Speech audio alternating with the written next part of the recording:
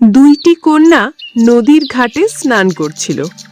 সেই সময় একটি সাধু ভজন করতে করতে সেই পথ দিয়ে যাচ্ছিলেন। হঠাৎ পাশের ঝোপ থেকে একটি হরিণ দৌড়ে বেরিয়ে যায়। তখন দুই কন্যা পেছন ফিরে দেখে ঝোপ নড়ছে।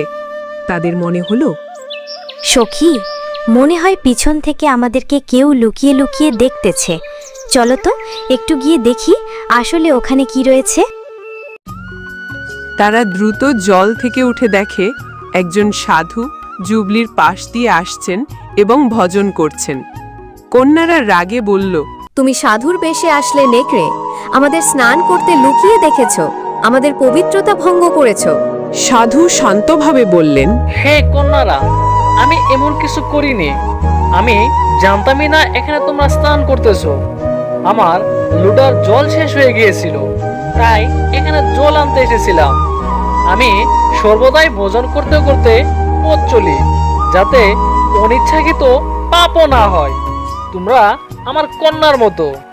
কন্যারা চিৎকার করে উঠল, আমাদের কন্যা বলো না? তুমি আমাদের নগ্ন অবস্থায় রেখেছ, তাই তোমাকে দণ্ড পেতেই হবে। যাও, আমরা তোমাকে অভিশাপ দিচ্ছি। তুমি হরিণী হয়ে নগ্ন অবস্থায় বনে ঘুরবে এবং তোমার কুকর্মের ফল ভোগ করবে। সঙ্গে সঙ্গে সাধু এক হরিণীতে রূপান্তরিত হয়ে গেল, আর মেয়ে দুটি ওখান থেকে চলে গেল।